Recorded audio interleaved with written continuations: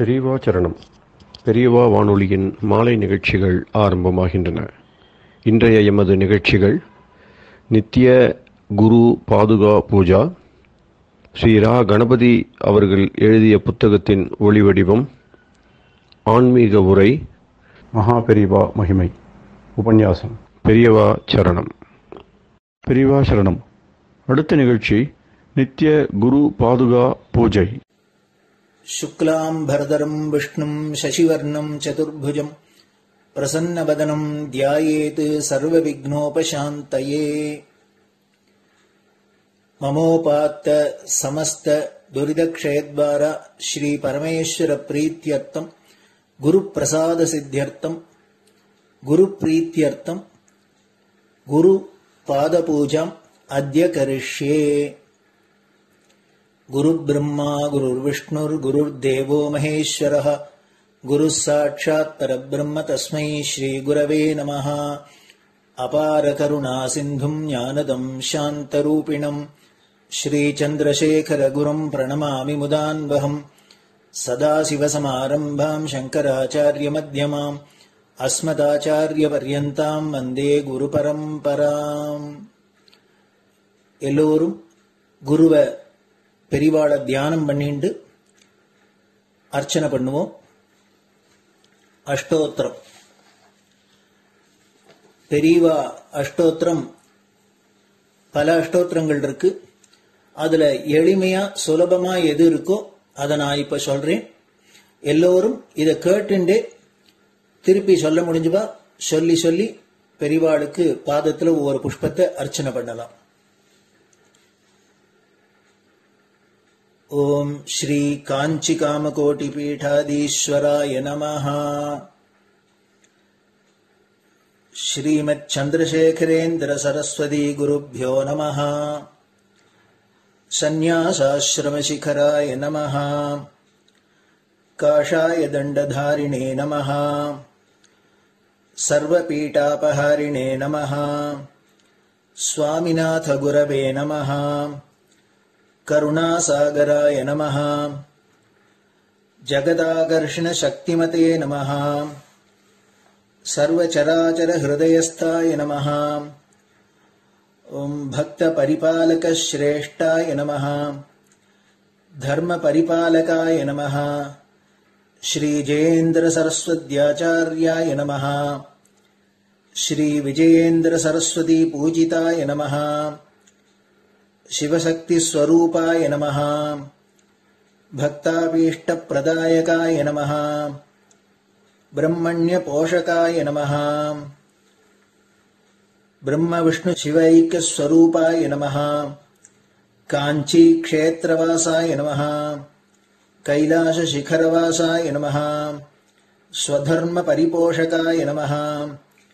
चातुर्वर्ण संरक्षकाय नमः। लोकरक्षण संकल्पाय नमः। ओम ब्रह्मनिष्ठापराय नमः। सर्वपापहराय नमः। धर्मरक्षक संतुष्टाय नमः। भक्तार्पितधन स्वीकर्त्रे नमः। सर्वोपनिषत् सारज्ञाय नमः। सर्वशास्त्रगम्याय नमः। सर्वलोक पितामहाय नमः। भक्ताभीष्ट प्रदायकाय नमः। ब्रह्मण्य पोषकाय नमः। नानाविध पुष्पार्चितपदाय नमः। रुद्राक्ष क्रीडधारिणे नमः। भस्मोद्दोलित विग्रहाय नमः। सर्वज्ञाय नमः। सर्वचराचर व्यापकाय नमः। अनेक शिष्य परिपालकाय नमः। मनश्चाञ्चल्य निवर्तकाय नमः। अभयहस्ताय नमः। भयापहाय नमः। यज्ञपुरुषाय नमः। यज्ञानुष्ठान रुचिप्रदाय नमः। यज्ञसम्पन्नाय नमः। यज्ञसहायकाय नमः। यज्ञफलदाय नमः। यज्ञप्रियाय नमः। उपमानरहिताय नमः। स्फटिक तुलसी रुद्राक्ष हारधारिणे नमः। चातुर्वर्ण समदृष्टये नमः। ऋग्यजुस्साम अथर्वणादि चतुर्वेद संरक्षकाय नमः। தட்சிணாமூர்த்தி ஸ்வரூபாய நமஹ. ஜாக்ரத் ஸ்வப்ன சுஷுப்தி அவஸ்தாதீதாய நமஹ. கோட்டி சூரிய துல்லிய தேஜோமே ஷரீராய நமஹ. சாது சங்க சம்ரக்ஷகாய நமஹ. அஸ்வகஜ கோபூஜா நிர்வர்த்தகாய நமஹ. குருபாதுக பூஜா துரந்தராய நமஹ. கனகாபிஷிக்தாய நமஹ. ஸ்வர்ண பில்வதள பூஜிதாய நமஹ. சர்வஜீவ மோக்ஷதாய நமஹ. மூக வாக்தான நிபுணாய நமஹ. நேத்ர தீக்ஷாதானாய நமஹ. द्वादशलिंग स्थापकाय नमः. गान रसप्रियाय नमः. ब्रह्मज्ञानोपदेशकाय नमः. सकलकलासिद्धिताय नमः. चातुर्वण्यपूजिताय नमः. अनेकभाषा संभाषण कोविताय नमः. अष्टसिद्धिप्रदायकाय नमः. ओम श्री शारदामठ सुस्थिताय नमः. नित्यान्नदान सुप्रीताय नमः. प्रार्थना मात्र सुलभाय नमः. पादयात्रा प्रियाय नमः. नानाविध मतपंडिताय नमः. श्रुति स्मृति पुराणज्ञाय नमः. देव यक्ष किन्नर किंपुरुष पूज्याय नमः. श्रवणानंदकर कीर्तये नमः. दर्शनानंदाय नमः. अद्वैतानंद भरिताय नमः. अव्याच करुणामूर्तये नमः. शैव वैष्णवादि मान्याय नमः. श्री शंकराचार्याय नमः. दंड कमंडलूहस्ताय नमः. वीणा मृदंग सकलवाद्य नाथस्वरूपाय नमः. रामकथा रसिकाय नमः. वेद वेदांग आगमादि सकलकला सतस्प्रवर्तकाय नमः. हृदय गुहाशयाय नमः. शतरुद्रीय वर्णितस्वरूपाय नमः. केदारेश्वरनाथाय नमः. अविद्यानाशकाय नमः. निष्काम कर्मोपदेशकाय नमः. लघुभक्ति मार्गोपदेशकाय नमः. लिंगस्वरूपाय नमः. सालग्राम सूक्ष्मस्वरूपाय नमः. कालड्यां शंकर कीर्तिस्तंभ निर्माणकर्त्रे नमः. जितेन्द्रियाय नमः. शरणागत वत्सलाय नमः. श्रीशैल शिखरवासाय नमः. डमरुकनाद विनोदाय नमः. वृषभारूढ़ाय नमः. दुर्मद नाशकाय नमः. आभिचारिक दोषहर्त्रे नमः. मिताहाराय नमः. मृत्युविमोचक शक्त्याय नमः. श्री चक्रार्चन तत्पराय नमः. दासानुग्रह कारकाय नमः. अनुराधा नक्षत्र जाताय नमः. सर्वलोक ख्यातशीलाय नमः. वेंकटेश्वर चरण पद्म षट्पदाय नमः. श्री महात्रिपुर सुंदरी समेत श्री चंद्रमौलीश्वर पूजा प्रियाय नमः. श्रीमच्चंद्रशेखरेन्द्र सरस्वती सद्गुरु परब्रह्मणे नमः. गुरुभ्यो नमः. परमगुरुभ्यो नमः. परमेष्टिगुरुभ्यो नमः. परात्परगुरुभ्यो नमः. गुरुपरम्पराभ्यां नमः. गुरुपादुकाभ्यां नमो नमः. அடுத்தது ஊதுபத்தி இருந்தா அதை காமிச்சு தூபம், நெய் தீபம் இருந்தா காமிச்சு அதை நெய் தீபம் தீபம் காமிச்சுட்டு நைவேத்தியம் நைவேத்தியம் வெத்தலைப்பாக்கு பழம் இதுலேருந்து ஆரம்பிச்சு அவளுக்கு எது சௌரியமோ அதுபடி நைவேத்தியம் பண்ணலாம். அதுக்கு அடுத்தது கற்பூர ஹாரத்தி பண்ணி எல்லோரும் பிரதட்சிண நமஸ்காரம் பண்ணி பெரியவாள்கிட்ட பிரார்த்தனை பண்ணிண்டு எல்லோரும் க்ஷேமமா இருக்கணும், லோகம் பரம மங்களமா சௌக்கியமா இருக்கணும், எல்லோரும் வியாதி வெக்க இல்லாத ஆயுராரோக்கிய ஐஸ்வர்யத்தோட சாந்தம் அமைதியோட ஞான வைராக்கியத்தோட எல்லோரும் நல்லவர்களாயிருந்து நன்மையை அடையணும்னு பிரார்த்தனை பண்ணி இந்த பூஜையை தினம் செய்யலாம். குரு பிரம்மா குரு விஷ்ணுர் குரு தேவோ மகேஸ்வரः குருः சாட்சாத் பரபிரம்ம தஸ்மை ஸ்ரீ குரவே நமः. அபார கருணா சிந்தும் ஞானதம் சாந்தரூபிணம் ஸ்ரீசந்திரசேகர குரும் பிரணமாமி முதான்வகம். சதாசிவசமாரம்பாம் சங்கராச்சார்யமத்யமாம் அஸ்மதாச்சார்யபர்யந்தாம் வந்தே குருபரம்பராம். குரு பாதபூஜை நிறைவடைஞ்சது. பெரியவா சரணம். பெரியவா சரணம். பெரியவா வானொலியில் நேயர்கள் அடுத்து கேட்க இருப்பது ஸ்ரீ ரா கணபதி அவர்கள் எழுதிய புத்தகத்தின் ஒளி வடிவம். அளிப்பவர் ஸ்ரீமதி உமா சங்கர் அவர்கள். தேனினும் இனிய சொல்லான் தீச்சுடர் மேனி கொண்டான் ஊனுயிர்க்குயிரதான ஒன்றினைக் கலந்து நின்றான். ஏனினிக் கவலை நெஞ்சே இன்றுனக் அருள் செய்தான் இஞ்ஞானவான் காமகோட்டி நாதனை நம்புவோமே. ஜெய ஜெய சங்கர, ஹரஹர சங்கர. மகாபெரிவாளின் உபன்யாசங்களை ரா கணபதி அண்ணா தெய்வத்தின் குரல் என்ற பெயரில் 7 பாகங்களாக தொகுத்து அளித்ததின் 7ஆம் பாகத்தின் அடுத்த பகுதி. தமிழ் தாத்தாக்களும் தமிழ் பாட்டிகளும் ஸ்ரீமட்டமும். ஸ்ரீமட்டத்தின் சாட்சி தஞ்சாவூர் தான் வாணன் ஊர் என்பதற்கு ஆதரவாய் நம் மட்டமும் ஒரு சாட்சி தருகிறது என்று அவரிடம் நான் சொன்னவுடன் அவருக்கு ரொம்பவும் ஆவலும் ஆனந்தமும் உண்டாகிவிட்டன. மட்டத்தின் 63வது ஆச்சாரியாளான 4வது மகாதேவேந்திர சரஸ்வதி சுவாமிகள் 1783 பீட்டமேறி சில மாசங்களில் சிவகங்கை ராஜா விஜய ரகுநாத பெரிய உடையார்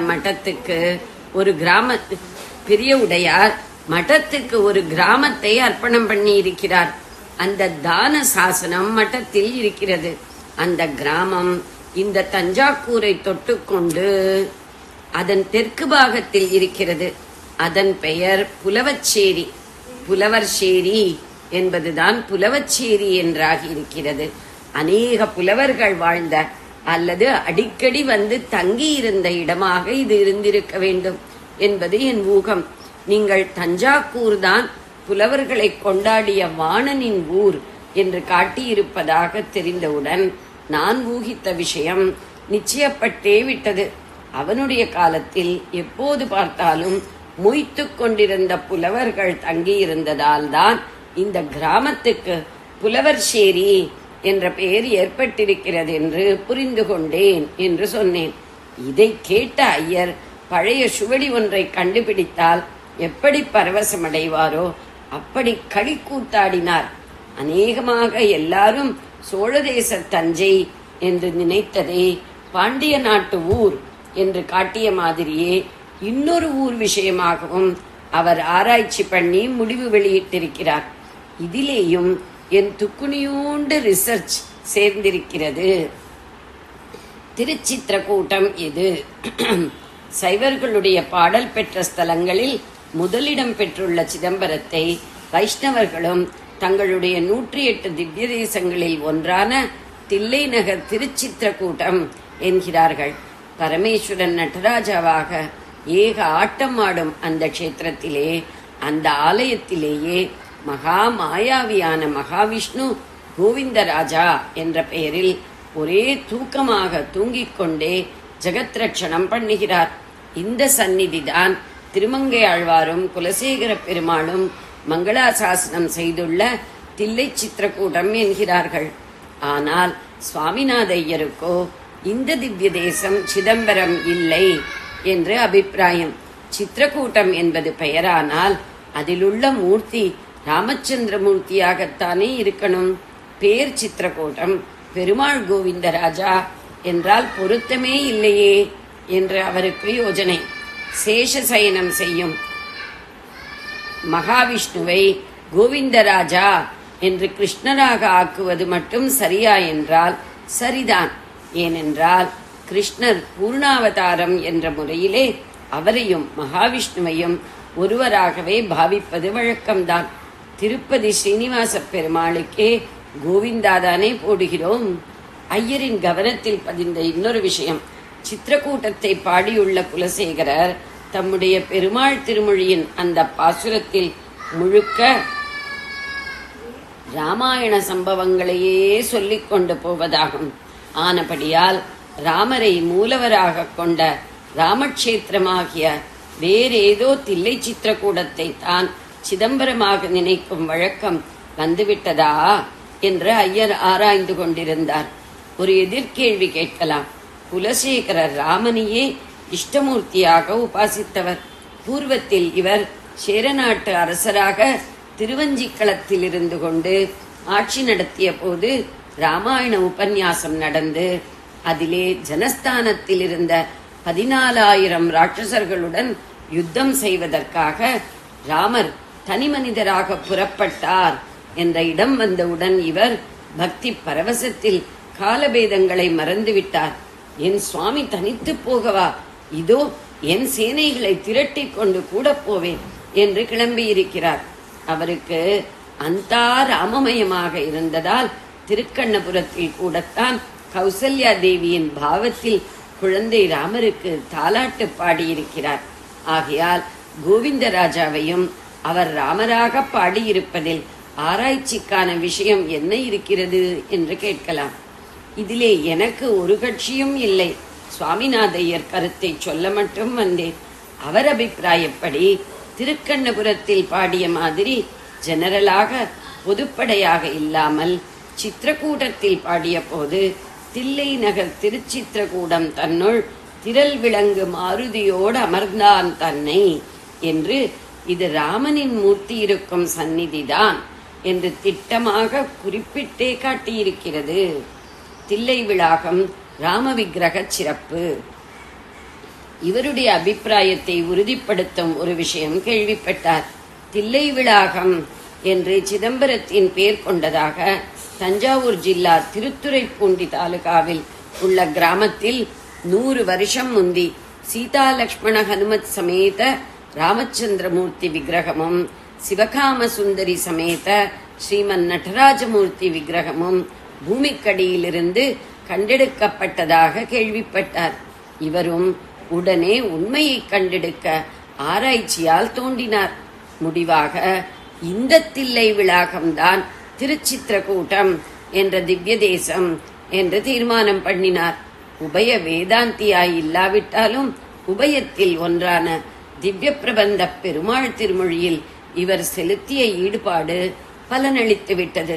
தில்லை விளாகம் என்று இன்று ஊர் பேரே இருப்பதால் இது ஆதியில் தில்லை சித்திரக்கூட்டம் என்று பெயர் பெற்றிருக்க கூடும் தான். தில்லைக்குரிய நடராஜாவும் சித்திரக்கூட்டத்துக்கு உரிய ராமரும் சேர்ந்து இருக்கும் இந்த ஊருக்குத்தானே இந்த பெயர் ரொம்ப பொருத்தம். இங்கே நடராஜமூர்த்தி அகப்பட்டது எவ்விடத்தில் என்றால் அம்பல ஊருணி என்ற குளத்தருகில். மறுபடியும் தில்லை சிற்றம்பல சம்பந்தம் வந்து விடுகிறது.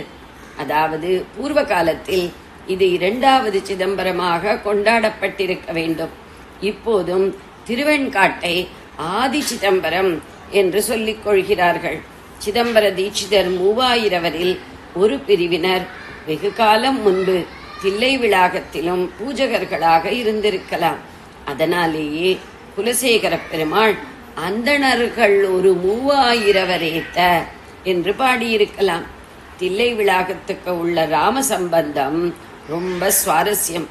விக்கிரகம் கிடைத்த பிறகு கட்டிய கோவிலுக்கு புஷ்கரிணியாக இப்போது ராம தீர்த்தம் எனப்படுவதற்கு ரொம்ப காலமாக நல்ல பிள்ளை பெற்றாள் குளம் என்ற பெயர் வழங்கி வந்திருக்கிறது. யார் அந்த நல்ல பிள்ளை பெற்றாள் என்றால் கௌசல்யா தேவிதான்.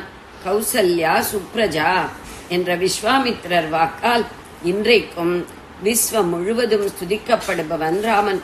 சுப்ரஜாவுக்கு நேர் தமிழ்தான் நல்ல பிள்ளை. இவ்வூருக்கு பக்கத்தில் கழுவன்காடு இருக்கிறது. ஜட்டாயு கழுகை நினைவுபடுத்துவதாக ஜாம்பவான் ஓடையும் இருக்கிறது. 7-8 மைலில் தம்பிக்கோட்டை லக்ஷ்மணன் பேரில் ஏற்பட்டது என்கிறார்கள். அப்புறம் 6-7 மைல் போனால் அதிராம்பட்டினம் என்கிற அதிவீர ராமபட்டினம். இன்றைக்கு தெய்வீகமான ரூப சௌந்தரியத்துக்கு பேர் போன விக்கிரகங்களாக ஒரு 10-15 முதல் ரேங்குகள் கொடுத்து சொன்னால் அதில் தில்லை விளாகம் ராமரும் ஒருத்தராக இருப்பார். 5 அடி உயரத்துக்கு அந்த சந்தமாய் சர்வாங்க சுந்தரமாய் நிற்கும் ராமச்சந்திரமூர்த்தியை எத்தனை முறை பார்த்தாலும் தெவிட்டாமல் பார்த்து கொண்டே இருக்கலாம். நரம்புகள் ரேகைகள் கூட தெரிகிற மாதிரி அப்படி ஒரு நுட்பமான சிற்ப வேலைப்பாடு. வேலைப்பாடு என்று சொல்வது கூட தப்பு. சிற்பி கைவழியாக ஸ்ரீராமனே வந்திருக்கிறான் என்றுதான் சொல்லணும். இதிலேயுள்ள அநேக விசேஷங்களில் ஒன்று, ராமசரம் என்கிற அம்பு மற்ற ஸ்தலங்களில் உள்ளது போல் கூர்முனை கோடியில் உள்ள தலைப்புற நுனியில் மொட்டையாகவோ பிறை வடிவமாகவோ முடியாமல் ஒரு முக்கோணத்தை போல முடிந்திருப்பது. இன்னொரு விசேஷம், இடது கை மணிக்கட்டில் கௌசல்யா தேவி நல்ல பிள்ளை பெற்றாள். அந்த நல்ல பிள்ளையின் வனவாசத்தில் அதற்கு தீங்குகள் வராமல் இருக்க வேண்டும் என்று கட்டிய ரட்சை காணப்படுவது. சீதை, லக்ஷ்மணர், ஹனுமார் எல்லாமே நெஞ்சை கவர்கிற மூர்த்திகள். ஹனுமாரிடம் சிறப்பு அம்சம் திரள் விளங்கு மாருதி என்று ஆழ்வார் சொன்னது வீரத்தின் திரளாக இல்லாமல் பணிவின் திரளாக பக்தியின் சக்தியாக வடித்தெடுக்கப்பட்டிருப்பதாகும். எங்கேயுமே எஜமானர் முன்பு அவர் அசம்பாவிதமாக வீரத்தை காட்டிக்கொண்டு நிற்பதில்லை என்றாலும் இங்கே அடக்கத்திலும் அடக்கமாக இடது கையை உடம்பை சேர ஒட்டி தொடையில் வைத்துக் கொண்டு வலது கையால் வாயை புத்திக் கொண்டு நிற்கிறார். பரத சத்ருக்னர்களோடு பட்டாபிஷிக்தராக அமர்ந்த திருக்கோலத்தில் இல்லாமல் இப்படி சீதா லக்ஷ்மண சமேதராக மாத்திரம் ராமர் நின்ற திருக்கோலத்தில் விளங்குகிற ஆலயங்களை சித்திரக்கூட்டம் என்று சொல்வது வழக்கம். வனவாசத்தில் சீதா லக்ஷ்மணர்களோடு மாத்திரம் ராமர் இருந்ததில் முக்கியமான 2 இடங்கள் சித்திரக்கூட்டமும் பஞ்சவட்டியும் ஆகும். ஆனால் பஞ்சவட்டியில் சீதையின் அபகரணம் நடந்ததால் அதை சொல்லாமல் இப்படி மூவராக உள்ள சந்நிதியை சித்திரக்கூட்டம் என்றே சொல்கிறார்கள். சித்திரக்கூட்டத்தில் ஆஞ்சநேயர் ராமரிடம் வந்து சேரவில்லைதான். ஆனால் நாம் வழிபடும் போது ஒரு தெய்வத்தோடு அதன் பிரதம கிங்கரரையும் சேர்த்து தான் ஆராதிக்க வேண்டும். நந்திகேஸ்வரர் இல்லாமல் பரமேஸ்வரனையும், கருடாழ்வார் இல்லாமல் மகாவிஷ்ணுவையும், ஆஞ்சநேயர் இல்லாமல் ராமரையும் பூஜிப்பதற்கில்லை என்பதாலேயே இங்கே ஆஞ்சநேயரும் காட்சி கொடுக்கிறார். ஜெய ஜெய சங்கர, ஹர ஹர சங்கர. பெரியவா சரணம். இந்நிகழ்ச்சியின் அடுத்த பகுதி நாளை மாலை இதே நேரத்தில் ஒளிபரப்பாகும். பெரியவா சரணம். பெரியவா சரணம். பெரியவா வானொலியில் நேயர்கள் அடுத்து கேட்க இருப்பது திரு கவிக்கண்ணன் அவர்களின் ஆன்மீக உரை. பெரியவா சரணம். ராம் ராம். ஸ்ரீ குருப்யோ நம. ஜெய ஜெய சங்கர, ஹர ஹர சங்கர. பெரியவா வானொலி நேயர்கள் அனைவருக்கும், மகா பெரியவாவுடைய பக்தர்கள் அனைவருக்கும் அடியேன் கவிக்கண்ணனின் அன்பு கலந்த நல்வாழ்த்துக்கள். ராம் ராம்.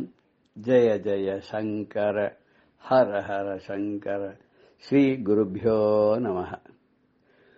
குருவருளும் திருவருளும் என்ற தலைப்பிலே நம்ம பல குருமார்களையும் அவர்களுடைய சீடர்களையும் அவர்கள் நமக்கு வாழ்க்கையில போதித்த பல அறிவுரைகளையும் பார்த்து கொண்டு வந்து கொண்டிருக்கிறோம். இது முதல் பகுதியாக 51 ஸ்லாட்ஸ் நம்ம போட்டோம். அதுல பல குருமார்களையும் விதவிதமான சிஷ்யர்களையும், ஒரு சிஷ்யர்களும் அவருடைய குருமார்கள் எப்படிப்பட்ட அருளை பண்ணார், அந்த குருமார்கள் எல்லோரும் சீடர்களாக இருந்து எப்படி குருவாக மாறினார்கள், இதெல்லாம் நம்ம ஒரு அளவுக்கு ரொம்ப விவரமாவும் இல்லாத ரொம்ப சுருக்கமாவும் இல்லாத நம்ம பார்த்தோம். அதுல நம்ம ஆதிசங்கரரை பார்த்தோம், ராமானுஜரை பார்த்தோம், ராகவேந்திரரை பார்த்தோம், நாமதேவரை பார்த்தோம், நம்ம காஞ்சி மகா பெரிவாளை பார்த்தோம். இப்படி பல உபனிஷத்துகள்ல இருந்து சில மகான்களை, அவருடைய சீடர்களை இதெல்லாம் பார்த்தோம். அப்புறம் இதுக்கு நல்ல ஒரு ஆதரவு இருக்கவே அன்பர்கள் எல்லாரும் கேட்டுக்கொண்டதற்காக இதனுடைய 2வது பகுதி குருவருளும் திருவருளும் 2வது பகுதி ஆரம்பிக்கணும்னு எல்லாரும் கேட்டுட்டார். அதனால ஆரம்பிக்கலான்னு ஒரு யோசனை வந்தது. சரியா வரும் அப்படின்னு தோன்றவே ஏதோ குருவருள் நமக்கு இருக்கு, அந்த குருவருள் இருக்கிறதுனால திருவருளும் சேர்ந்திருக்கு, இதை ஆரம்பிக்கலாம். உங்கள் எல்லோருடைய அன்பு ஆதரவு ஆசையும் இருக்கும் பட்சத்துல இந்த தொடர் இதுக்கு எத்தனை நாள் வரும் எத்தனை பகுதி வரும்ன்றெல்லாம் கணக்கு வச்சுக்காத அப்படி சொல்லிட்டு போயிட்டே இருக்கலான்னு. இதுல உங்களோட நான் முக்கியமா பகிர்ந்து கொள்ளக்கூடிய ஒரு விஷயம் என்ன அப்படின்னாக்க, இந்த 2வது பகுதியில நான் முழுக்க முழுக்க நம்முடைய காஞ்சி மகா பெரிவாளை பத்தி மாத்திரம்தான் இதுல சொல்றதா இருக்கேன். இதுவும் ரொம்ப நேரத்துக்கெல்லாம் சொல்ல போறதில்ல, ரொம்ப ரொம்ப போனா ஒரு 10 நிமிஷத்துக்கு உள் அடங்கினதாகவே நிகழ்வுகள் இருக்கும். இதுல பல நிகழ்வுகள் நமக்கு ரொம்ப அற்புதமாகவும் அதிசயமாகவும் அவருடைய லீலா வினோதங்களை சொல்ற மாதிரியும், அவர் எப்படி பரமேஸ்வரனுடைய அவதாரம் தான் ஆதிசங்கருடைய மறுபிறவிதான் என்பதை நம்ம எல்லளவும் சந்தேகமில்லாத ஒத்துக்கொள்ளக்கூடிய அளவுக்கு அவர் நிகழ்த்தி காட்டக்கூடிய அற்புதங்கள் எல்லாம் நான் வரிசையா பார்க்க போறோம். இதெல்லாம் எல்லாமே ஆதாரத்தோட கூடிய நிகழ்வுகள் தான். இதுல எதுவுமே கற்பனைகள் கிடையாது. ஏன் அப்படின்னு சொன்னா இதுக்கு ஆதாரங்கள் எங்கெங்க இதெல்லாம் எடுத்திருக்கு அப்படின்னு சொன்னாக்க, பல உபன்யாசங்கள்ல பல புஸ்தகங்கள்ல இருந்து பலருடைய எழுத்தோவியங்கள்ல இருந்து ராகணபதி அண்ணாலாம் எழுதியிருக்க. அவெல்லாம் எத்தனையோ வருஷங்கள் பெரியவாளோட இருந்து அனுபவப்பட்டவர். அது தவிர பாலு அண்ணா பெரியவாளுக்கு ரொம்ப ரொம்ப ரொம்ப அணுக்க தொண்டரா இருந்தவர். அவர் கடைசி வரைக்கும் பெரியவாளுடைய இருந்து தன்னுடைய கடைசி காலத்தை கூட அவர் சன்னியாசாசிரமம் ஏற்று சித்தியானர். அவர் நிறைய நிகழ்வுகள், ஆயிரக்கணக்கான நிகழ்வுகள் எல்லாம் பகிர்ந்து இருக்கார் பல பேரோட. அப்படிப்பட்ட பலரோட எனக்கு ஏற்பட்ட சில நட்பு, உறவு, அன்பு, பாசம், அதனால கிடைச்ச சில நிகழ்வுகள். இன்னும் சொல்லப்பா நம்ம கணேச சர்மா மாமா அவர்கள் கூறியுள்ள பல விஷயங்கள், பரணிதரன் அவர்கள் எழுதியிருக்கிற புஸ்தகம், கலைமகள்ல போட்டிருக்கிற நிறைய விஷயங்கள், அது தவிர சுவாமிநாதன் அவர்கள், இந்திரா சவுந்தரராஜன் அவர்கள், இன்னும் பல பல பேர், எத்தனை பேர், எண்ணில் அடங்காத பல பேர், பல அன்பர்கள் எல்லாம் மகாபெரிவாளோட அவளுக்கு ஏற்பட்ட அனுபவங்கள் எல்லாம் பகிர்ந்தது. எல்லாத்தையும் எடுத்துட்டு, ஏன்னா எல்லாராலையும் எல்லா புஸ்தகங்களையும் வாங்கி படிக்க முடியாது, எல்லாராலையும் எல்லா ஒலிநாடாக்களையும் கேட்க முடியாது, எல்லாராலையும் பல அனுபவங்களை நேரடியாக பெற்றிருக்க வாய்ப்பு இல்லை. ஏன்னா இப்ப சமீப காலத்துல பிறந்தவாள்லாம் பெரியவா 1994 இந்த ஸ்தூல சரீரத்தை நீர்த்து விட்டு சூக்ஷ்மமாக விளங்கி கொண்டு காஞ்சிபுரத்தில் அதிஷ்டானத்தில் நமக்கு அருள் பாலித்துக் கொண்டிருக்கிறார். அதற்கு அப்புறம் பிறந்தவர்களுக்கெல்லாம் அவருடைய தரிசனம் கிடைச்சிருக்கிறதுக்கோ, அவரோட பார்க்கறதுக்கோ, பழகிறதுக்கோ, அவருடைய உரைகளை கேட்கறதுக்கோ அதுக்கு எதுக்குமே வாய்ப்பு இருக்கிறதுக்கு சான்ஸ் இல்லைங்கிறதுனால இது எல்லாத்தையும் ஒன்று திரட்டி இவர்கள் எல்லாரோடையும் பகிர்ந்து கொள்ள வேண்டும் அப்படிங்கிற ஒரு நல்ல எண்ணத்துல தான் நான் இந்த நிகழ்வை தொடர்றேன். இதுல பெரியவா குழந்தைகளோடய ரொம்ப அன்பா தன்னுடைய பாசத்தை கொட்டி அவளோட பழகிருக்கா. குழந்தைகளுக்கு குழந்தைகளா இருந்து இணையா பழகிருக்கா. அதோட இவர்களுக்கு எப்படி சொல்லணுமோ அப்படி சொல்லிருக்கா. மிடில் ஏஜ்டா இருக்கிறவாளுக்கு எப்படி எப்படி எல்லாம் சொல்லணுமோ போதனைகள் அப்படி இப்படி சொல்லிருக்கா. வயசமான ஆளுக்கு எப்படி அறிவுரைகள் சொல்லணுமோ அப்படி எல்லாம் சொல்லிருக்கா. இப்படி ஒத்தத்திற்கு எப்படி எப்படி எதை சொல்லணுமோ அதை அவ வாழ்க்கை அப்படி இப்படியே சொல்லியிருக்கா. அப்படி சொல்லியிருக்கக்கூடிய இந்த பல நிகழ்வுகளை எல்லாம் நான் இப்போ உங்களோட நான் பகிர்ந்துக்க போறேன். இது தொடர்ந்து ஒரு அது எப்படி தினமும் சொல்றதா இல்ல வாரத்துக்கு ஒரு தடவை சொல்றதா அப்படிங்கிற மாதிரி இன்னும் தீர்மானம் பண்ணல.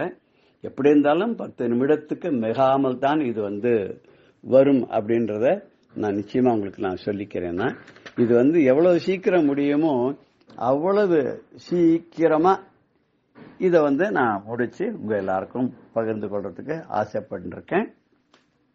இதுல ஒரு சின்ன நிகழ்வை மாத்திரம் இப்ப சொல்லி அதுல இருந்து மேல தொடங்கலான் இருக்கேன். ஒரு சமயத்துல வித்வத் சதஸ் ஒண்ணு நடந்துட்டு இருந்தது. அந்த வித்வத் சதஸ் நடக்கும்போது பெரியவாளுக்கு ஏதோ ஒரு ரெஃபரன்ஸ் பண்ணணும் அப்படின்னு சொல்லி தோணித்து. பாமதி, பரிமளம் அப்படிங்கிற மாதிரி சில புஸ்தகங்கள்லாம் பார்த்தா தேவையில்லைன்னு தோணித்து. மடத்துல இருக்க நூலகத்துல இருக்கா பாரு, எடுத்துன்னு வா அப்படின்னு சொல்லி தன்னுடைய சிப்பந்திகள்கிட்ட சொன்ன.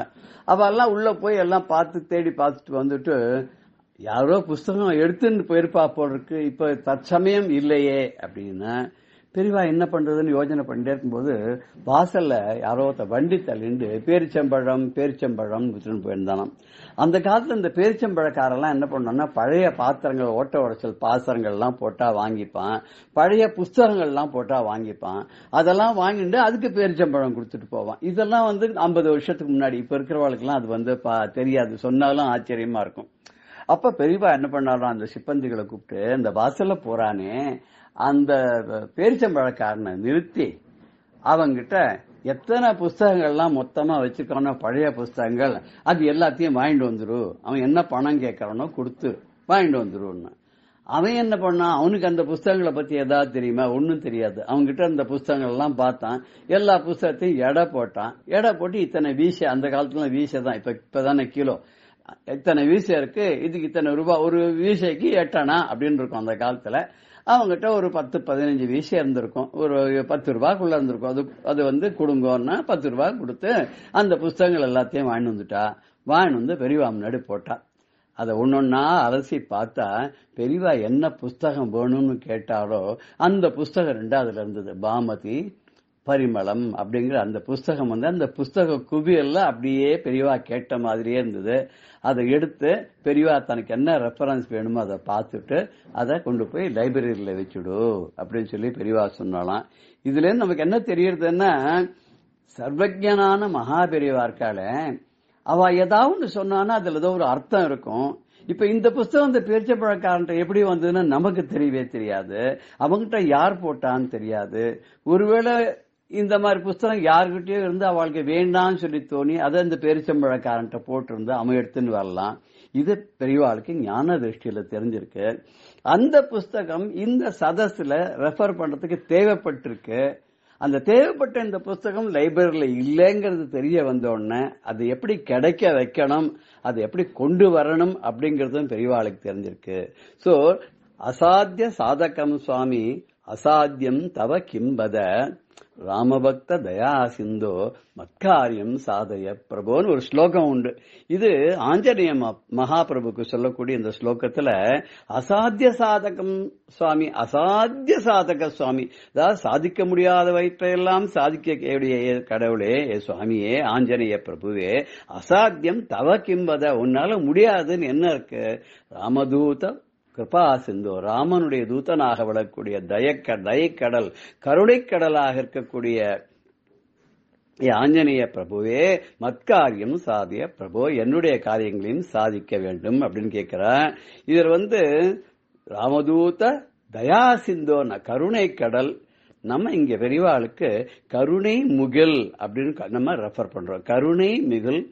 கருணை முகில் காஞ்சி மகான் அப்படின்ற தலைப்பை இதுக்கு சப்டைட்டிலா வச்சு குருவருளும் திருவருளுடைய 2வது பகுதியை நம்ம ஆரம்பிக்கிறோம். எல்லாருக்கும் படிக்கணும்னு நினைக்கிறோம். ஜெய ஜெய சங்கர, ஹர ஹர சங்கர, ஸ்ரீ குருபியோ நமஹ. ராம் ராம். பெரியவா சரணம். இந்நிகழ்ச்சியின் அடுத்த பகுதி நாளை மாலை இதே நேரத்தில் ஒளிபரப்பாகும். பெரியவா சரணம். பெரியவா சரணம். அடுத்த நிகழ்ச்சி மகா பெரியவா மகிமை உபன்யாசம். வழங்குபவர் பிரம்மஸ்ரீ கணேச சர்மா அவர்கள். அபார கருணா சிந்தும் ஞானதம் சாந்தரூபிணம் ஸ்ரீ சந்திரசேகர குரும் பிரணமாமி முதான்வகம். பெரியவா மகாகாவில் இருக்கா. அவள் தங்குற இடத்துல ஒரு ரூம் மாதிரி இருக்கும். அந்த ரூமில் ஒரு ஜன்னல், அந்த ஜன்னலுக்கு பக்கத்தில் அந்த பக்கம் பெரியவா உட்காந்துப்பா. மற்ற யாராக இருந்தாலும் வெளியிலேருந்து இந்த ஜன்னலுக்கு வெளியிலேருந்து தான் தரிசனம் பண்ணணும்.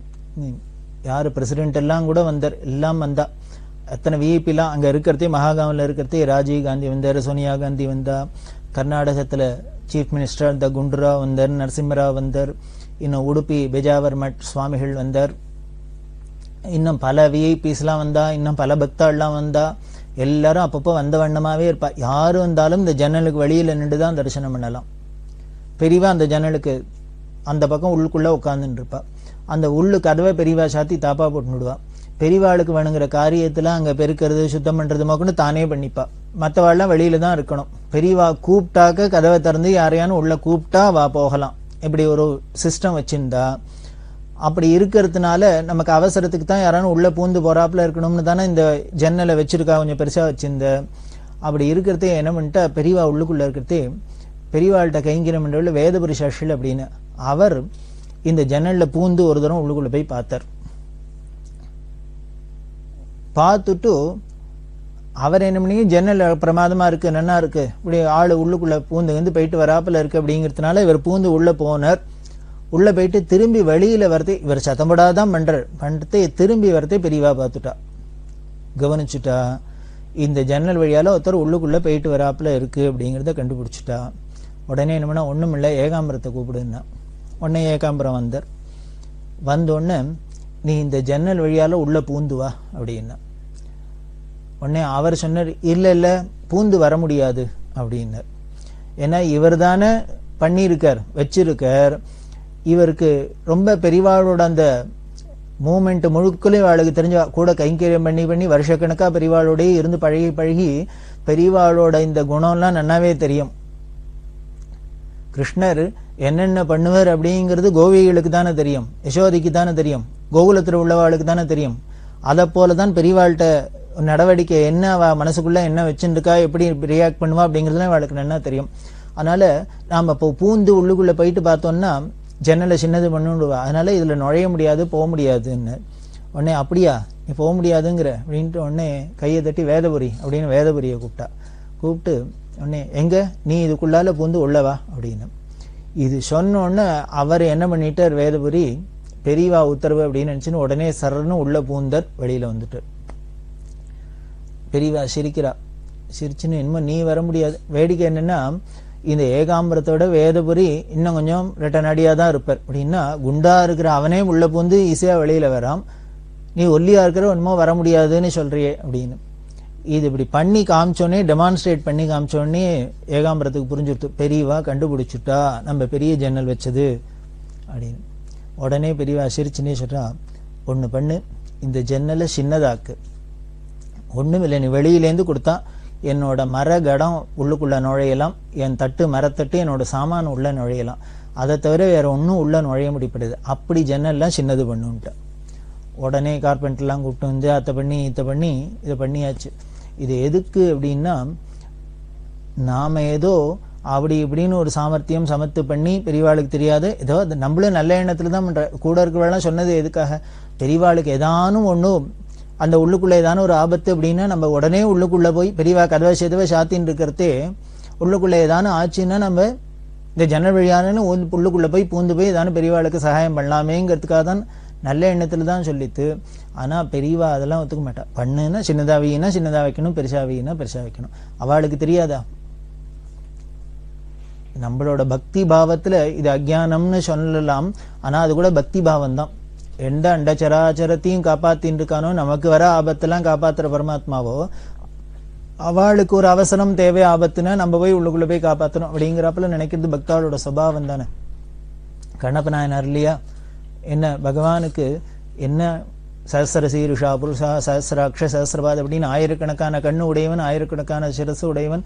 அப்பேற்பட்ட ஈஸ்வரனுக்கு கண்ணுலேருந்து ரத்தம் வருது அப்படின்னு கண்ணு போயிடுத்து அப்படின்னு நினைச்சு தன்னோட கண்ணையே அர்ப்பணம் பண்ணலையா.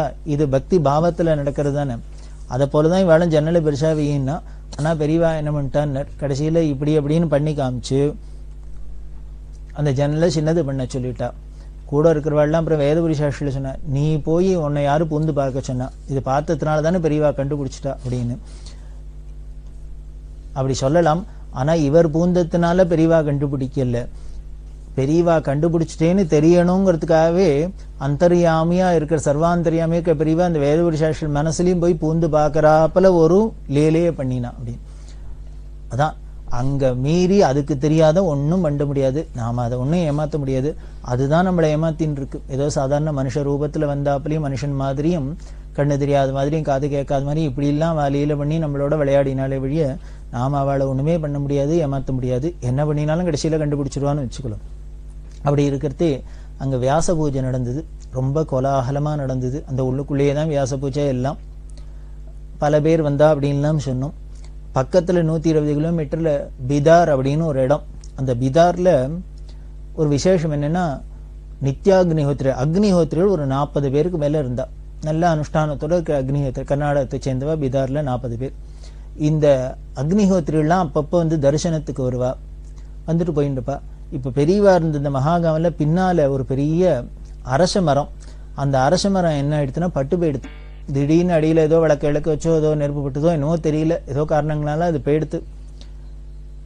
அதை வெட்டி எடுக்க முடியுமா ஆயிடுத்து. வெட்டி எடுத்தா பெரிய மரம், விருட்சம். அத்தனை அரச கட்டியும் என்ன பண்ணலாம் அப்படின்னா, அவாவா ஒருத்தர் ஒன்று நினைச்சுருக்கா, இதை அடுப்புக்கு யூஸ் பண்ணிக்கலாம், அத்தை பண்ணலாம் இத்தை பண்ணலாம் அப்படின்ட்டு. பெரியவா என்ன பண்ணா அத்தனை அரச கட்டியும் கொண்டு சொல்லி இந்த பிதார்ல உள்ள அக்னிஹோத்திரிகள் அத்தனை பேருக்கும் அனுப்பிச்சுன்னா. உபாசன அக்னிஹோத்திரம் பண்ணிட்டு இருக்கிறதுனால இந்த அரச மரத்து கட்டியை மட்டும் வேற எதுக்கும் யூஸ் பண்ணக்கூடாது. அக்னிஹோத்திரம் முதலான யாக யஜ்யங்களுக்கு தான் யூஸ் பண்ணலாம். அதனால அத்தனையும் கொண்டு போய் அங்க போய் அனுப்பு அப்படின்னா. அதுதான் தர்ம பிரபு அப்படிங்கிறது. இந்த தர்மத்தை ரட்சிக்கிறதுக்கு, சாஸ்திரத்தை ரட்சிக்கிறதுக்கு தானே பெரியவா அவதாரம் பண்ணி வந்திருக்கா. அதனால இத்தனை அரச கட்டியும் அங்க அனுப்ப சொல்லிட்டா. அப்படியே அங்க இருந்துட்டு இருக்கா. இருந்துட்டு இருக்கிறதே ஒரு உத்தரவு பண்ணிண்டா. பெரியவாள்கிட்ட யாரெல்லாம் பிரம்மச்சாரிகளா கைங்கரியம் பண்ணிட்டு இருக்காளோ அவள்லாம் அவ சாப்பாட்டுக்கு என்ன பண்ணும்னர், அந்த ஊர்ல போய் மகாகாமில் ஊர்ல போய் பிச்சை எடுத்துன்னு வரணும். பிச்சை எடுத்து, அதாவது பிரம்மச்சாரி பிச்சை எடுத்து தான் சாப்பிடணும் அப்படின்னு சொல்லியிருக்கு. சன்னியாசி பிரம்மச்சாரிகள்லாம் அவ தனக்குன்னு எதுவும் பண்ணிக்கப்படாது, பிச்சை எடுத்து தான் சாப்பிடணும். அதனால இந்த பிரம்மச்சாரிகளா இருக்கிற சிஷ்யாலாம் போய் பிச்சை எடுத்துன்னு வர சொல்லுவா. யாரா இருந்தாலும் போய் பிச்சை எடுத்துன்னு வரணும். இந்த கல்யாணம் ஆன சிஷ்யாளா இருந்தா, கிரகஸ்தாளா இருந்தா அவ மட்டும் என்ன பண்ணும், சுயம்பாகம் ஏதோ ஒரு இடத்துல ஏதோ ஒரு சாத்தை வடிச்சு ஏதோ பண்ணிக்கணும். அப்படிலாம் ஏற்பாடு பண்ணியிருந்தா.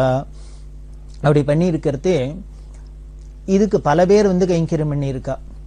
அதில் பார்த்தீங்கன்னா ஜோஷி அப்படிங்கிற ஒரு பக்தர், ரகுராமன் ஜோஷி அப்படிங்கிற பக்தர், ராமநாதன் செட்டியார் அப்படிங்கிற பக்தர், கணபதி என்கோ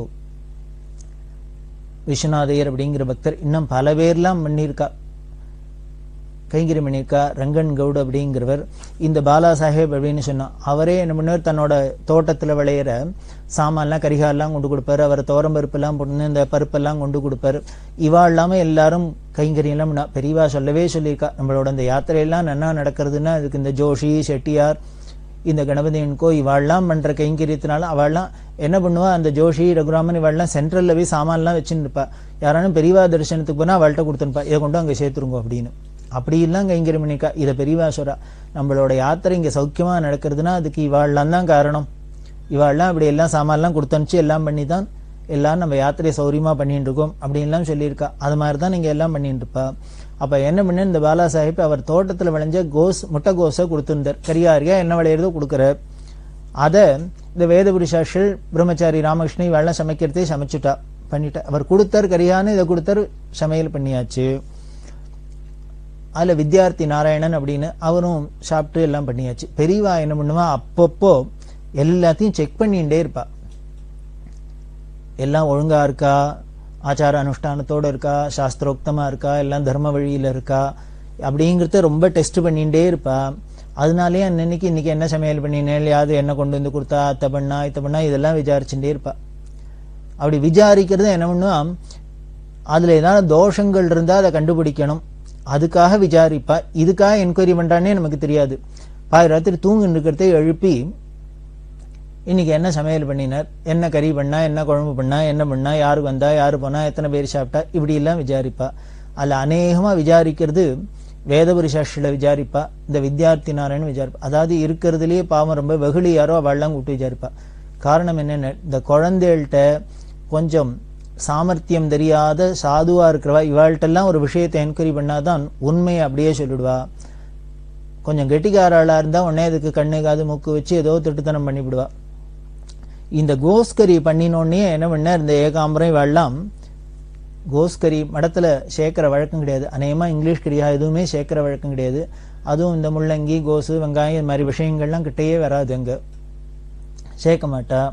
ஆனா இவரோ கொடுத்துட்டார், இந்த பாலா சாஹிப்பை கொடுத்துட்டார், அவருக்கு தெரியாது கொடுத்துட்டார், இவாளும் பண்ணிவிட்டா.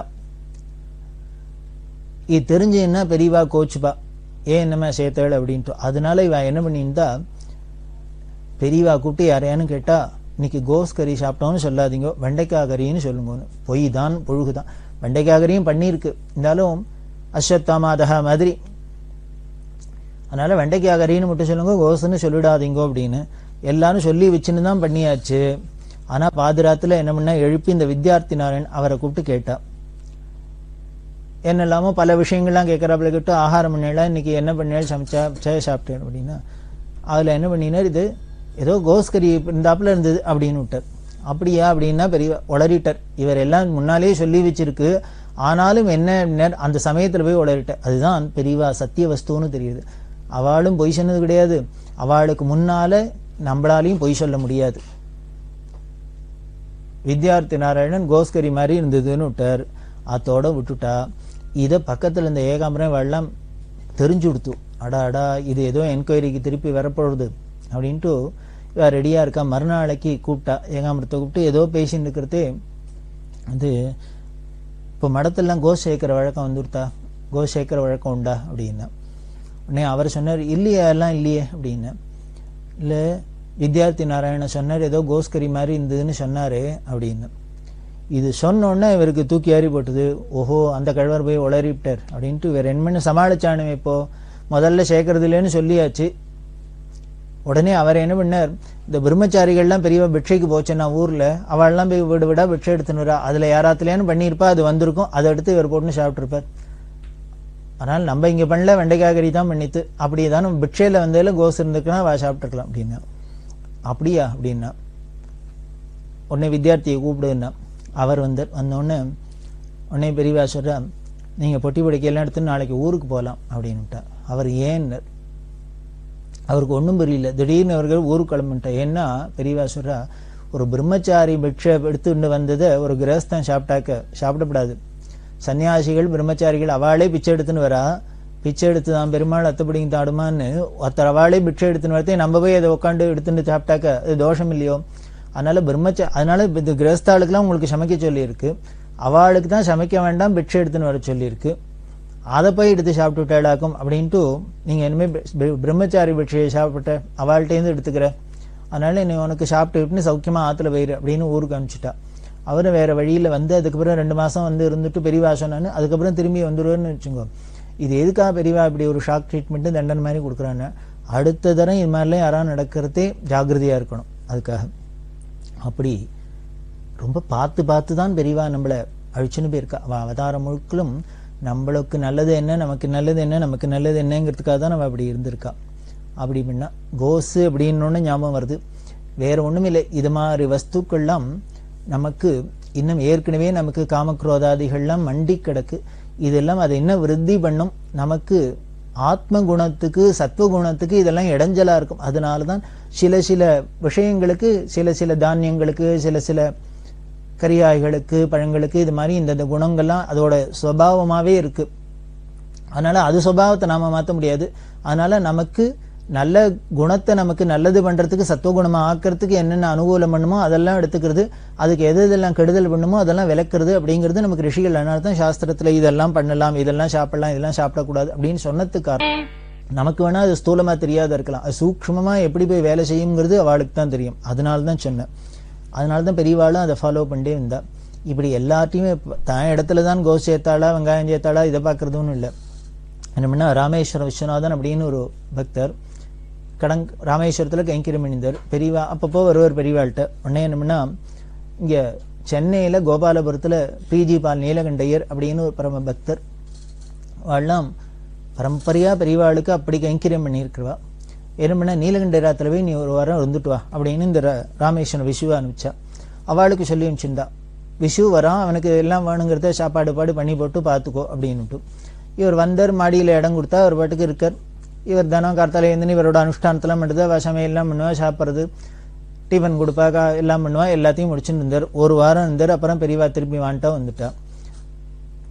இந்த விஷுட்ட சொல்லியிருந்தா, நீ அவாத்துல போய் இருக்கிறதே நீ ஒரு நோட்டு எடுத்துக்கோ, பென்சில் எடுத்துக்கோ, கார்த்தால அவ என்னென்ன கொடுக்குறா காப்பி கொடுக்கறதுலேருந்து எழுது, என்ன இன்னைக்கு சமையல் பண்ணினா, என்ன கறி பண்ணா, என்ன குழம்பு பண்ணா, என்ன டிஃபன் பண்ணினா, என்னென்ன தொட்டுக்கு பண்ணா எல்லாத்தையும் எழுதணும். இந்த ஒரு வாரம் இருந்தீங்கன்னா ஒரு வாரத்துல வாட்டில் என்னென்னலாம் சாப்பிட்டியோ என்னென்னலாம் கொடுத்தாலோ அத்தனையும் எழுதின்னு வரணும் அப்படின்னு. எதுக்குன்னு சொல்லல, இதை எழுதின்னு வானா எழுதின்னு வந்துட்டா. ஆனா பெரியவா என்ன பண்ணா, நீ இது மாதிரி எழுதுறேன்னு அவளுக்கு தெரியப்படாது, நீ பாட்டுக்கு உட்காந்து ரகசியமா எழுதின்னு வரணும் அப்படின்னு. இவர் எழுதுறாங்கிறது அவளுக்கு வீட்டுக்காராளுக்கு தெரியாது. பெரியவா இவர் விஷு வந்தோடனே இந்த நோட்டை வாங்கி பார்த்துட்டு வாங்கி வச்சுனுட்டா. இவர் போயிட்டார். உடனே அப்புறம் 2 நாள்ல இந்த நீலகண்டையர் அவர் சம்சாரம் எல்லாரும் வந்தா வந்து நமஸ்காரம் பண்றது அந்த அம்மாட்ட கேட்கிறா பெரியவா, நீ என்ன பாலக்காடோ அப்படின்னா உனக்கு சொந்த ஊர் அப்படின்னு. அந்த அம்மா இல்லையே அப்படின்னா, இல்ல தினம் சமையல்ல தேங்காய் போட்டு சமைச்சிருக்கியே அதுக்காக கேட்டேன்னா, இது சொன்னோன்னா நமக்கு தூக்கி அறி போட்டுது, நம்ம வீட்டுல தினம் தேங்காய் சமைச்சோங்கிறது பெரியவாளுக்கு எப்படி தெரியும் அப்படின்னா. எப்படி தெரிஞ்சதுன்னு முழிக்கிறதே உடனே பெரியவா சொல்றா, இல்ல விஷு வந்து வந்திருந்தானோ இல்லையோ அவன் சொன்னான் அப்படின்ட்டு அப்புறம் அந்த நோட்டை எடுத்து காமிக்கிறா. உங்க வீட்டு சமையல்லாம் அவன் எழுதிட்டு வர சொன்னே வந்திருக்கான், அதுல பார்த்தா அநேகமா எல்லாம் தேங்காய் சேர்த்த சமையல்லாம் இருக்கு, அதனால ஏதோ கேரளாக்கார மாதிரி பாலக்காட்டுக்கார மாதிரி எல்லாத்துலயும் தேங்காய் போட்டிருக்கேன், அதனால உனக்கு பாலக்காடவுன்னு கேட்டேன். இவாளுக்கு ஒரே சிரிக்கிறதா என்ன பண்றதுன்னு புரியல, ஒரே ஆச்சரியம். பெரியவா எப்படி எல்லாம் சிஐடி மாதிரி நம்ம வீட்டுல வந்து ஆளை அனுப்பிச்சு நோட்டம் பார்க்க சொல்லியிருக்கான்னு, எதுக்காக இப்படி பண்ண சொன்னான்னு அப்புறம் சொல்றா பெரியவா, வேற எதுக்காக விஷயம் அனுப்பிச்சு இதெல்லாம் எழுதின்னு வர சொன்னேன்னா, ஒன்னே ஒன்றும், நீ மடத்துக்கெல்லாம் இவ்வளவு கைங்கரியம் பண்றள், என்கிட்ட ரொம்ப பக்தியா இருக்கள், நல்ல குடும்பத்துல சேர்ந்தவா, அப்பேற்பட்டவா உங்க ஆத்துல வெங்காயம் ஜெயிக்கிறவளோன்னு பார்க்கணும்னு தெரிஞ்சுனேன், அதனாலதான் விஷு அனுப்பிச்சு ஒரு வாரம் இருந்து சாப்பிட்டு வர சொன்னேன். நீ இது வெங்காயம் சேர்க்கலன்னு சந்தோஷமா அவளுக்கு தூக்கி அறிபட்டது. நம்ம வீட்டுல என்ன பண்றோம் ஏது பண்றோம்ங்கிறது இப்படி எல்லாம் கூட நம்மள்டே கேட்டு தெரிஞ்சுக்க கூடாதோ, நீ ஏதாவது வெங்காயம் சாப்பிடாது பண்ணி சாப்பிட்டேன்னா நாம என்ன பண்ணிவிடும், உடனே பெரியவாள்கிட்ட பயந்துட்டு பொய் சொல்லிவிடுவோம். இல்ல இல்லம்மா ஆகாம ஏதோ மறைப்பான், அவளுக்கு நன்னா தெரியும். அதனால யார்கிட்ட எப்ப இப்படி பண்ணினா விஷயம் வருங்கிறது பெரியவாளுக்கு தெரியும். அந்த சாமர்த்தியம் அப்படின்னா அப்படி ஒரு சாமர்த்தியம். இதுக்காக இவ வீட்டுல இப்படி பண்றாளான்னு தெரிஞ்சுக்கிறதுக்காக யாரையோ ஒருத்தர் போய் ஒரு வாரம் இருந்துட்டுவான்னு சொல்லி அனுப்பிச்சிருக்கா. இப்படி அனுப்பிச்சது அந்த போன விஸ்வநாதனுக்கும் தெரியாது, இவ வீட்டுல இருக்கிற நீலகண்டையராத்துல அவளுக்கும் ஒருத்தருக்கும் தெரியாது. அதுக்கப்புறம் பெரியவா அந்த ரகசியத்தை சொல்ல விட்டுதான் புரியுறது. அப்படி ஒரு கருணை. நாம எதை சாப்பிட்டா என்ன, எதை சாப்பிடலன்னா, நாம எப்படி இருந்தா என்ன, எப்படி இல்லைன்னு, அவருக்கு ஏதானும் நஷ்டமா லாபமா இல்லை அப்படின்னா, ஒரு குருன்னா ஆச்சாரியன்னா இப்படிதான் இருக்கணும். நாம நினைச்சதெல்லாம் மட்டும் நம்ம மனசு போனபடி போறத அவ அப்ரூவ் பண்றதுக்கு ஒரு குரு எதுக்கு தேவையில்லை. நம்ம அப்படி மனசு தாறுமாறா அலையறதே, நம்ம கண்டபடி இருக்கிறதையெல்லாம் அதை நம்மள ரெஸ்ட்ரிக்ட் பண்ணி பண்ணி பண்ணி நம்மள நேர் வழியில கொண்டு வரதுக்கு தான். குதிரைக்கு கடிவாளம்னா எதுக்கு அப்படின்னு, அதை பிடிச்சுட்டு இருக்கிறவன் அந்த ஓட்டுறவன் சாரத்தை என்ன பண்ணும்னர், அந்த குதிரை அப்பப்போ அந்தன்ன இந்தண்ட போறதே அதை பிடிச்சி இழுத்து அதை சரி பண்ணி அதை நேர் வழிக்கு கொண்டு வரணும். அதுக்கு தான் கடிவாளத்தையும் போட்டு இவன் பாட்டு கையில பிடிச்சிட்டு இல்ல அதை கீழே போட்டுட்டு குதிரை பாட்டுக்கு ஓடிந்துன்னா பிரயோஜனம் இல்லை.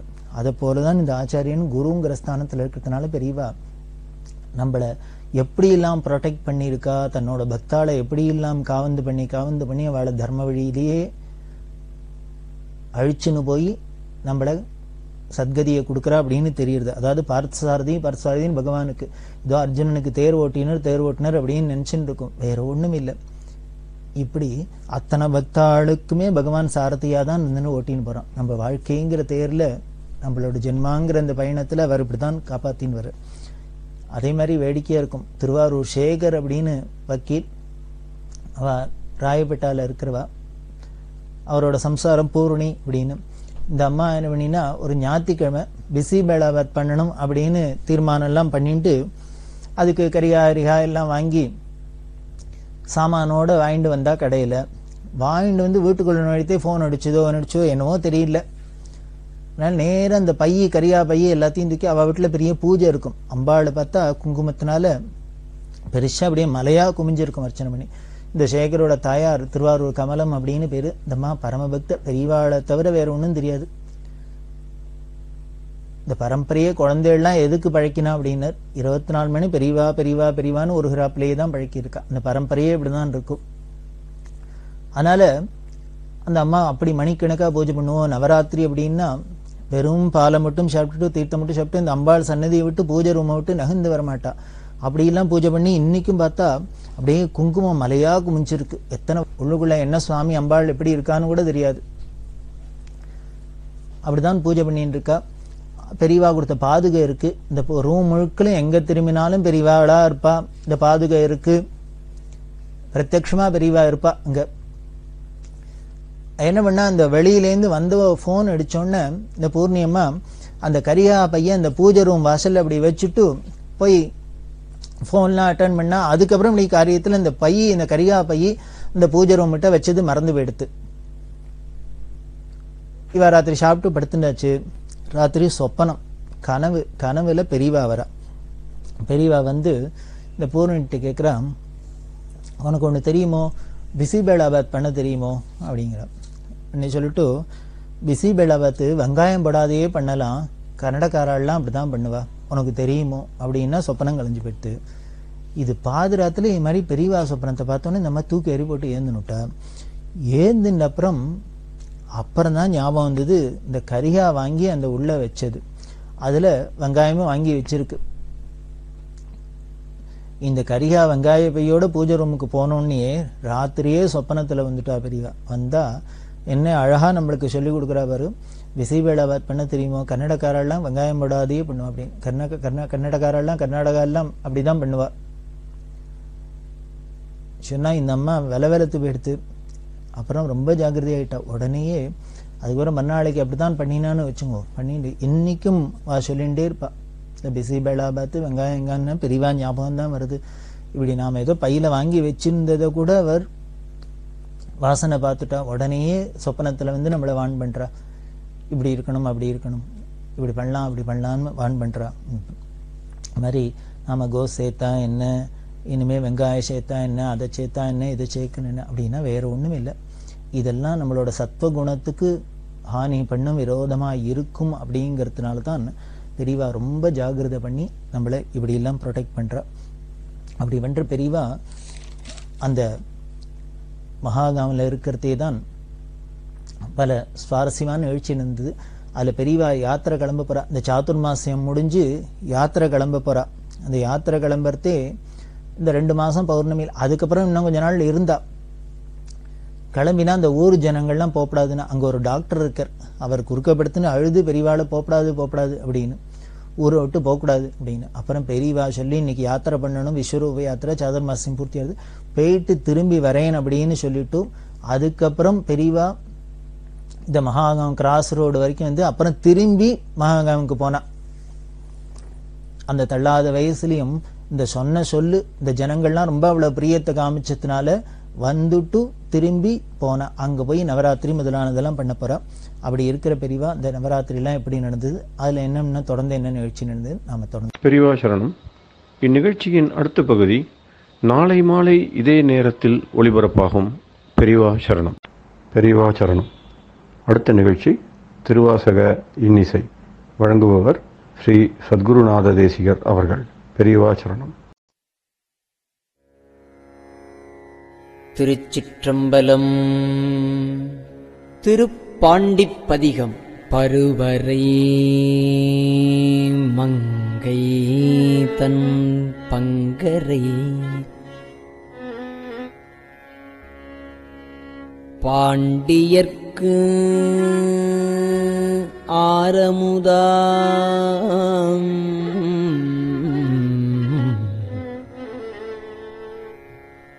பருவரை மங்கைதன் பங்கரை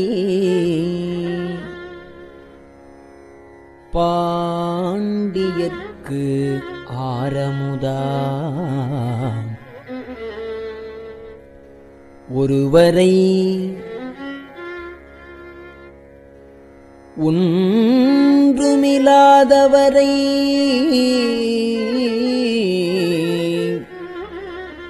கழற்போது இறைஞ்சி தெரிவர நின்று உருக்கி பரிமேற்கொண்ட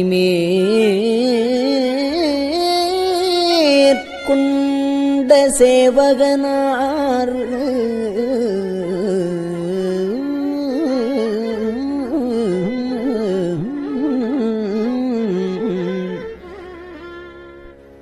பரிமேற்கொண்ட சேவகனார்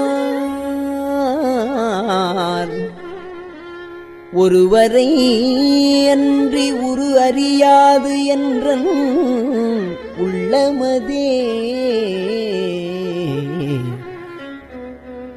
என்றன் உள்ளம் அதே பரிமேற்கொண்ட சேவகனார் ஒருவரை அன்றி உரு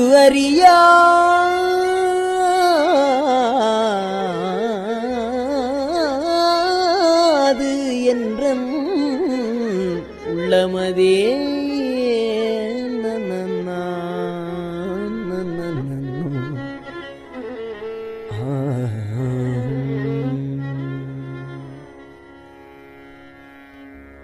சதுரை மறிந்தறிமால் கொள்வர் சதுரை மறந்து அறிமால் கொள்வர் சதுரை மறந்தறிமால் கொள்வர் சார்ந்தவர் சாற்றிச் சொன்னோ கதிரை மறைத்தன்ன சோதி கழுக்கடை கைப்பிடித்து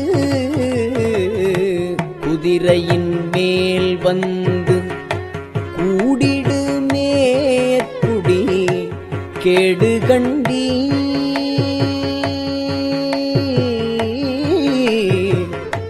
மதுரையர் மன்னன் மறுபிறப்பு ஓட மறித்திடுமே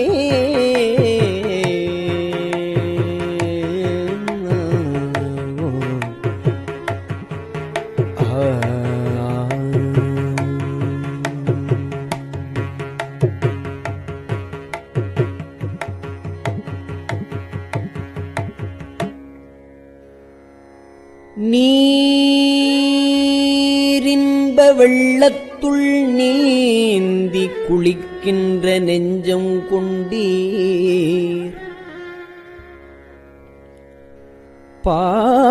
பாரின்ப வெள்ளங்கொள பரிமேற்கொண்ட பாண்டியனார்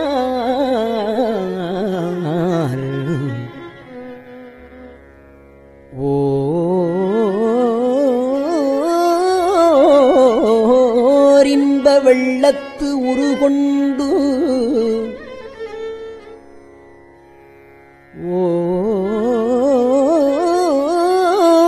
இன்ப வெள்ளத்து உருக்கொண்டு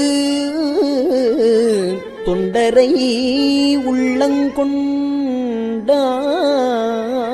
உள்ளங்கொண்டார் தொண்டரை உள்ளங்கொண்டார்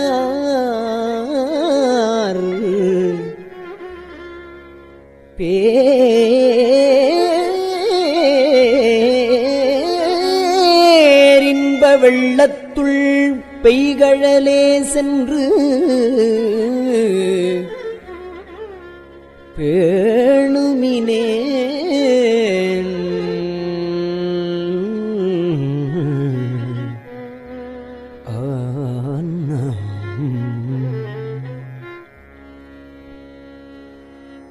செறியும் பிறவிக்கு நல்லவர் செல்லன் மின்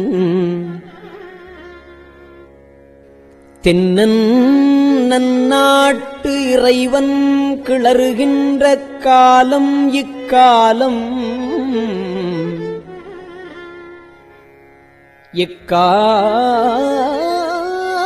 எக்காலத்துள்ளும் அறிவு ஒன் கதிர்வாள் உரை கழித்து ஆனந்தமாக்கடவி எரியும் பிறப்பை எதிர்ந்தார் புரள இருநிலத்தே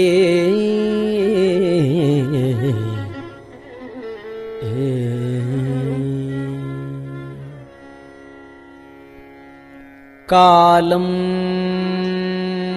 உண்டாகவே காதல் செய்து உய்மின் காலம் உண்டாகவே காதல் செய்து உய்மின்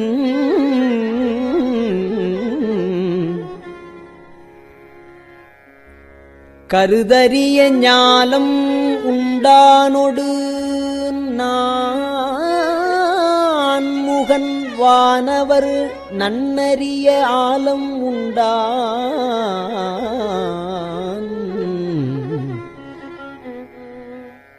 ஞாலம் உண்டானொடு வானவர்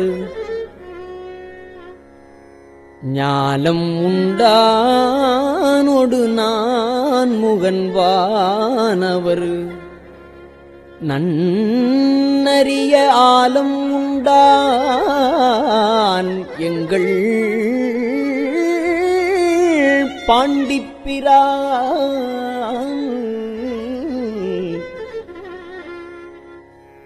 எங்கள் பாண்டிப்பிரான் ஆலம் உண்டான் எங்கள் பாண்டிப்பிரான் மூல பண்டாரம் வழங்குகின்றான் வந்து முந்துமினே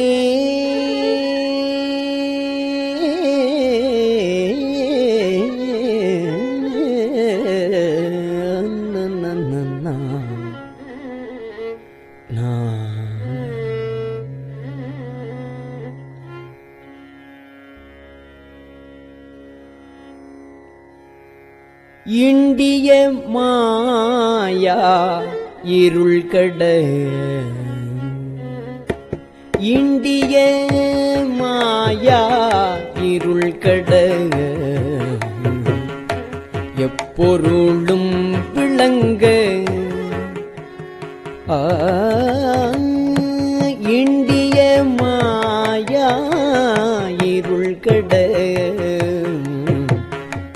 எப்பொருளும் விளங்க துண்டிய சோதியை மீனவனும் சொல்ல வல்லன் அல்லன் வேண்டிய போதே விலக்கிலை வாய்தல் விரும்புமின் தாள்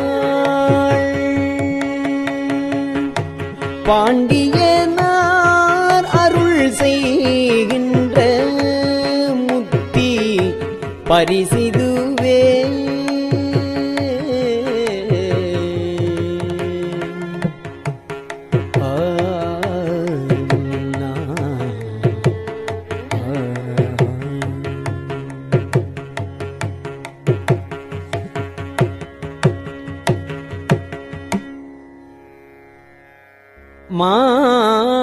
மாயவனப் பரிமேல் கொண்டு மற்றவர் கைக்கொளலும்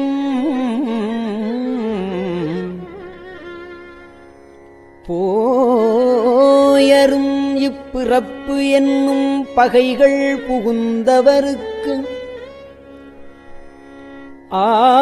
ஆய அரும் பெரும் சீருடைத் தன்னருளே அருளும்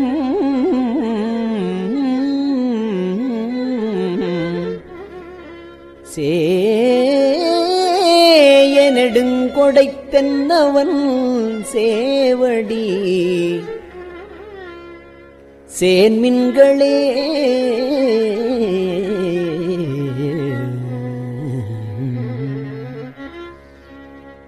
அழிவின்றி நின்றதோர் ஆனந்த வெள்ளத்து இடையழுத்தி கழிவில் கருணையை காட்டி கடிய வினை அகற்றி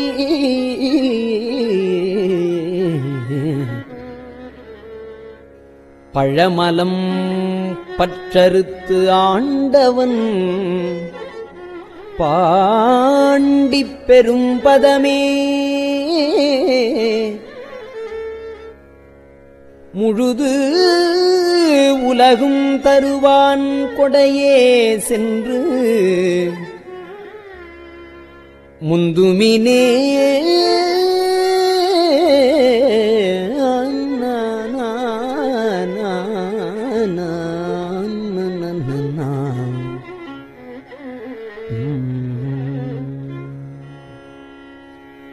விரவிய தீவினை மேலை பிறப்பு முன்னீர் கடக்க பரவிய அன்பரை என்புருக்கும் பரம் பாண்டியனார் புரவியின் மேல் வர புந்திகொள்ளப்பட்ட பூங்கொடியார் மரவியல் மேல் கொண்டு தம்மையும் தாம் அறியார் மறந்தே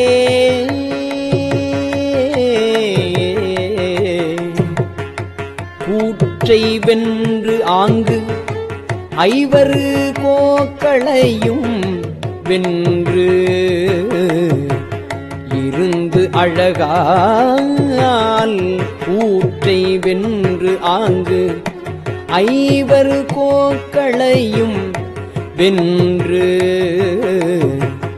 இருந்த அழகால் விற்றிருந்தான் பெருந்தேவியும் தானும் மீனவன்பால் ஏற்று வந்து ஆருயிர் உண்ட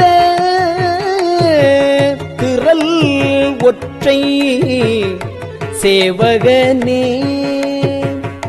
தேற்றமில்லாதவர் சேவடி சிக்கன சேன்மின்களே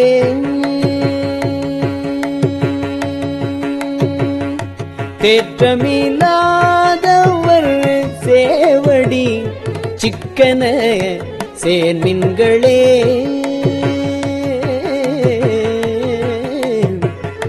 சேவடி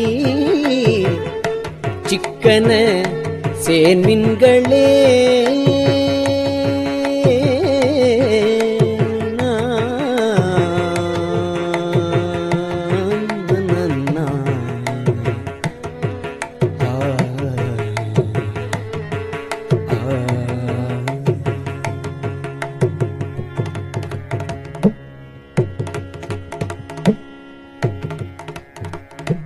திருச்சிற்றம்பலம்.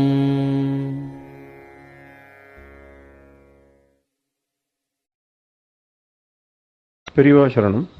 இந்நிகழ்ச்சியின் அடுத்த பகுதி நாளை மாலை இதே நேரத்தில் ஒளிபரப்பாகும். பெரியவா சரணம். பெரியவா சரணம். பெரியவா வானொலியின் இன்றைய நிகழ்ச்சிகளின் நிறைவாக திருப்பொன்னூசல் வழங்குபவர் சத்குருநாத தேசிகர் அவர்கள். பெரியவா சரணம். திருச்சிற்றம்பலம். திருப்பொன்னூசல். முன்னீரும் ஆதியும் இல்லான் முனிவர் குழாம்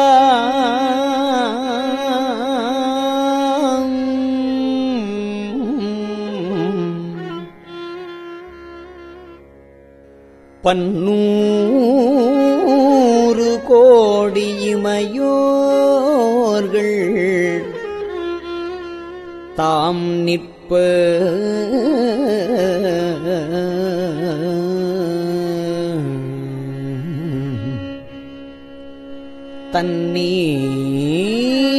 தன்னீர் எனக் கருளி தன் கருணை வெள்ளத்து மன்னூர மன்னுமணி உத்தர கோசமங்கை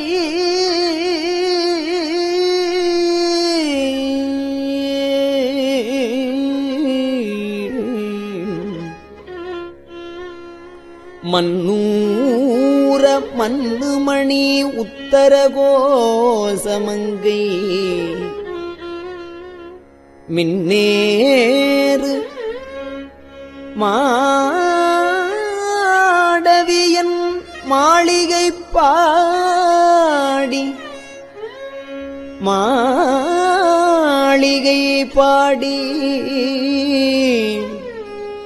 பொன்னேறு பூங்குலையீர்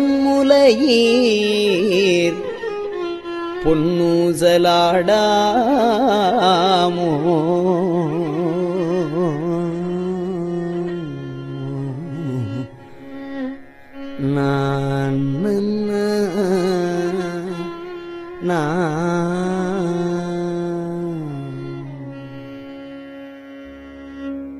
திருச்சிற்றம்பலம்.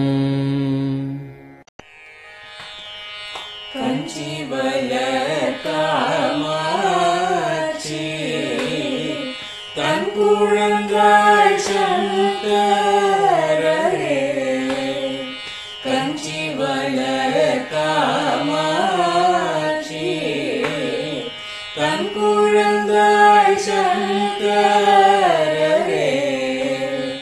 குரு சந்திரசேகரரே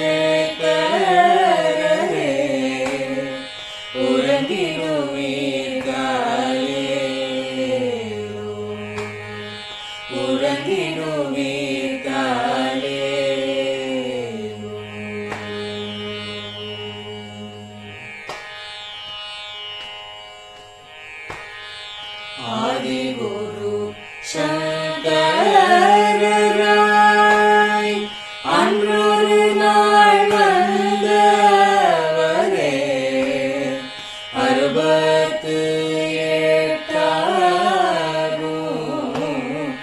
ஏகபதி காலேரு ஏழுலகும் பூப்பவரே காப்பவரே கடப்பவரே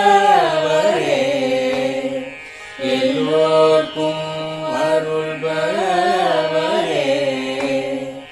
உலகிடுவீர்காலே அயனுடனே மாலவனோ தேடிய பொற்பதத்தவரே அருமறைகள் சாற்றும் முயல் மலர்பதமே காலே முக்தி நிலை எய்திடவே சக்தி தரும் சத்குருவே முக்தி நிலை எய்திடவே சக்தி தரும் சத்குருவே நித்தமெங்கள் நாவீசையில் நித்திரை கொள்தாயே நித்தமெங்கள் நாவீசையில் நித்திரை கொள்தாயே நித்தமெங்கள் நாவீசையில் நித்திரை கொள்தாயே.